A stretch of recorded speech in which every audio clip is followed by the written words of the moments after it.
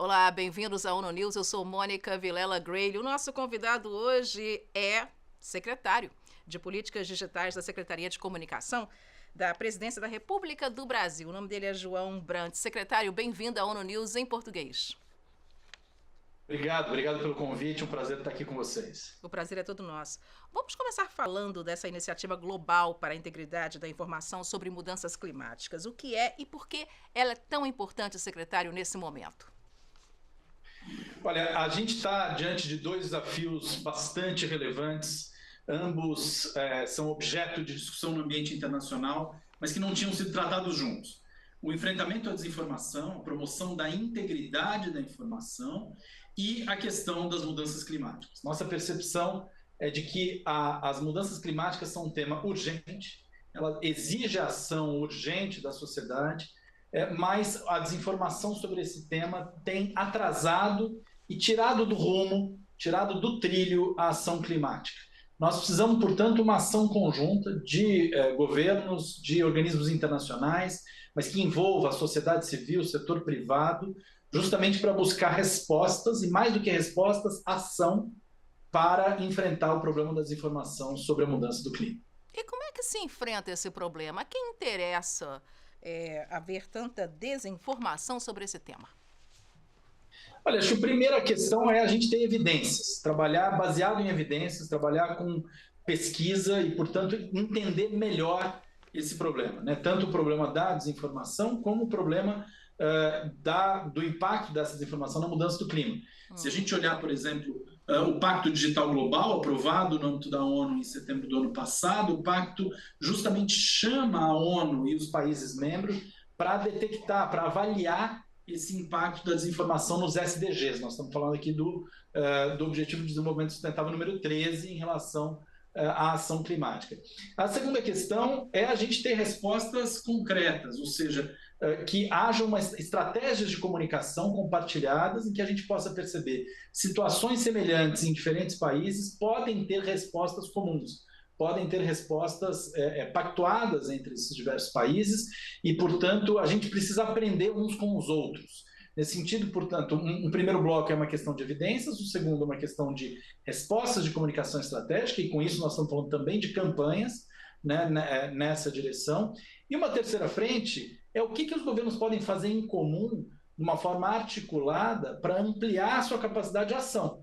E aí, nesse caso, nós estamos fazendo um chamado à ação, que envolve aí não só governos, mas também setor privado, sociedade civil, para que as diferentes respostas, as diferentes iniciativas de enfrentamento à desinformação, mas de promoção da integridade da informação em relação ao clima, possam vir e serem apresentadas na COP30, que vai ser realizada no Brasil em novembro.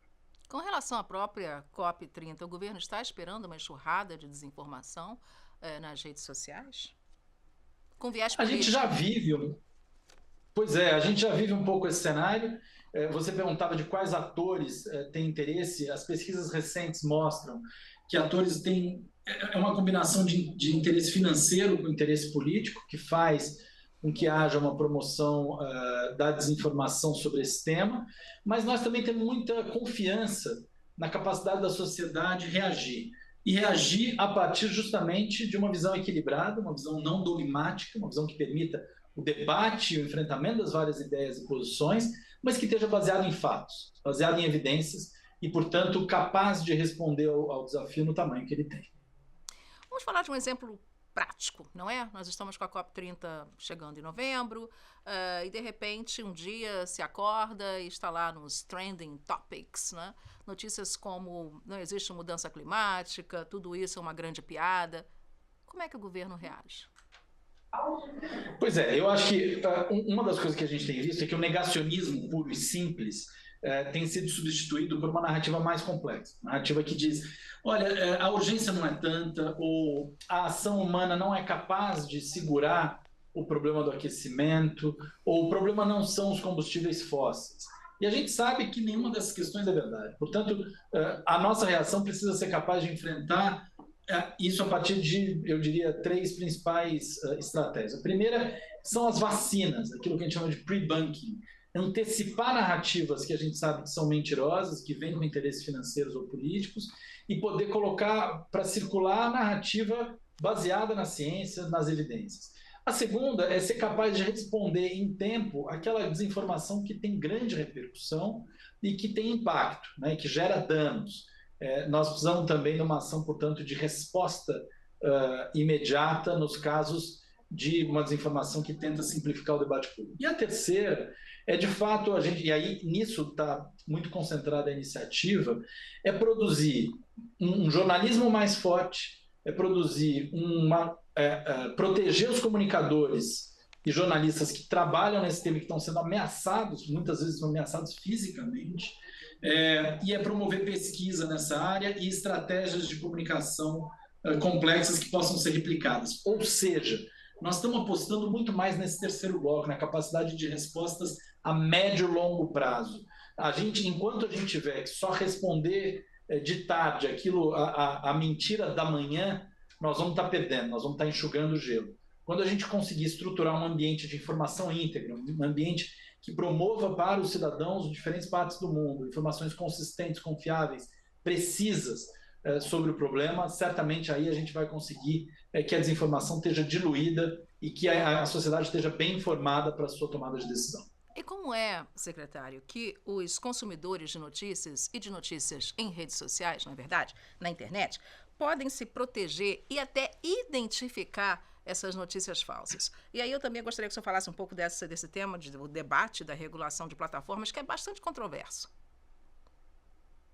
Olha, então, primeiro em relação a como identificar, né? Nossa percepção é que essa identificação ela depende de fontes confiáveis, né? Você nunca vai ler algo e quando você se pergunta e tem dúvida sobre aquele conteúdo, você precisa ter fontes confiáveis. Portanto, nós precisamos promover fontes confiáveis sobre o tema da mudança climática.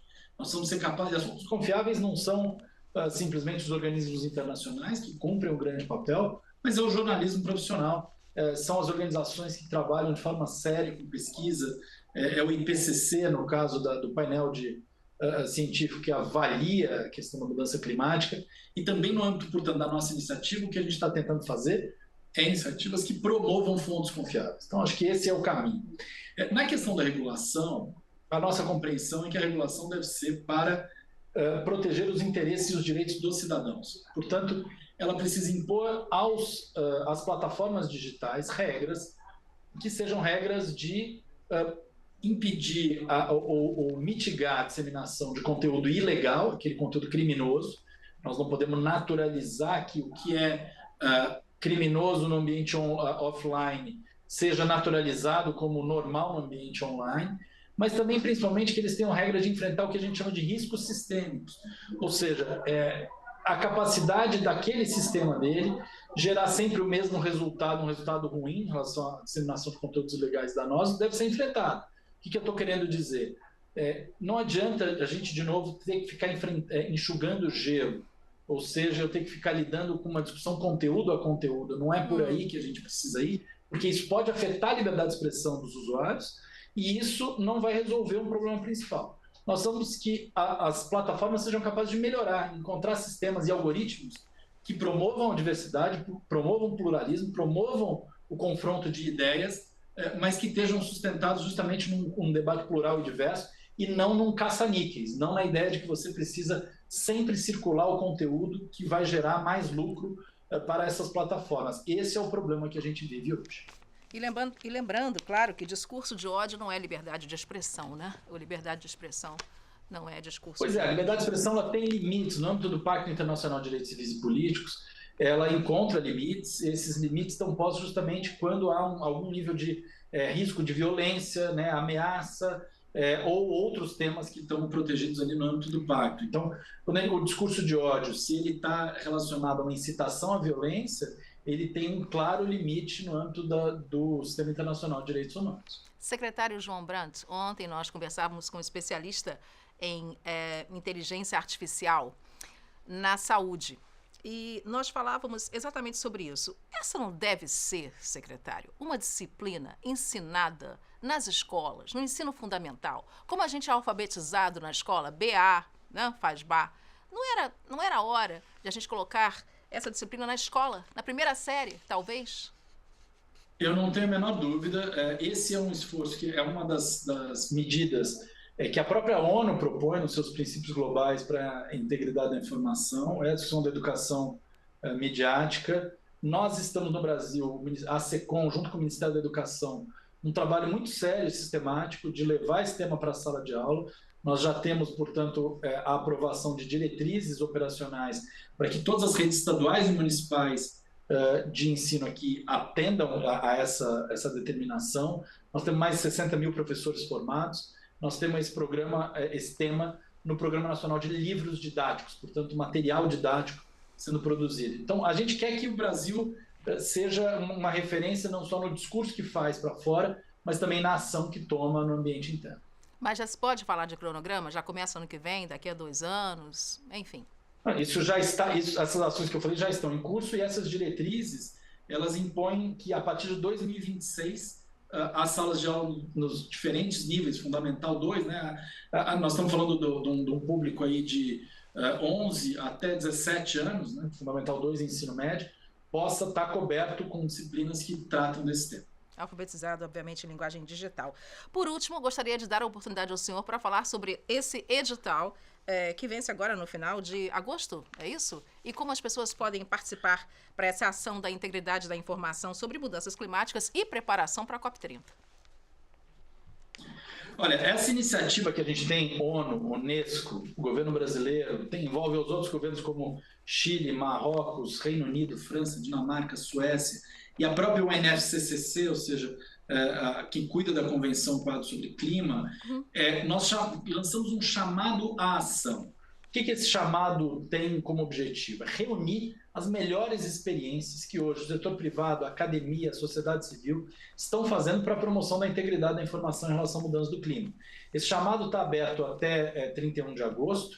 Ele é um chamado que não tem uma retribuição, não é uma questão de um edital de recursos, mas ele é um chamado que vai selecionar as melhores iniciativas para dar visibilidade pelos organismos internacionais e pelos governos envolvidos, mas também para que esses temas sejam apresentados na COP30. Nossa ideia é que a COP30 seja uma vitrine daquilo que melhor se faz hoje no mundo em termos de campanha, estratégias de comunicação e produção de evidências em relação a esse tema. Secretário João Brandt, e nós gostaríamos que o senhor falasse um pouco dos princípios globais e a participação do Brasil, claro. Olha, eu acho que a ONU teve uma atitude muito importante, que foi de chamar a necessidade de que o tema da integridade da informação tivesse marcado e organizado a partir de princípios. Né? Quando esse documento foi lançado, ali em junho de 2024, ele reuniu justamente uma visão, a partir de consulta, diálogo com vários países, a visão de como é que a gente pode promover um ambiente positivo, um ambiente capaz de oferecer aos cidadãos informações íntegras, consistentes, confiáveis. E acho que a ONU, ao fazer isso, acerta em vários caminhos. Primeiro porque nós estamos falando de princípios que dialogam e respondem aos direitos da liberdade de expressão e acesso à informação. Portanto, algo completamente responsivo e integrado ao sistema de direitos humanos. Segundo, porque ele está atualizando essa visão com a necessidade de um campo, de ações dos Estados membros para enfrentar os problemas que afetam essa integridade da informação. Né? É dizer o seguinte, temos um problema, a desinformação tem sido amplamente disseminada, nós não vamos resolver isso com censura e nós não vamos resolver isso enxugando gelo. Nós vamos resolver isso com a promoção de um ambiente capaz de oferecer ao cidadão essas informações íntegras. E aí a desinformação fica diluída. Ela vira um problema menor num oceano de informações consistentes. Acho que é nessa direção que a gente precisa ir.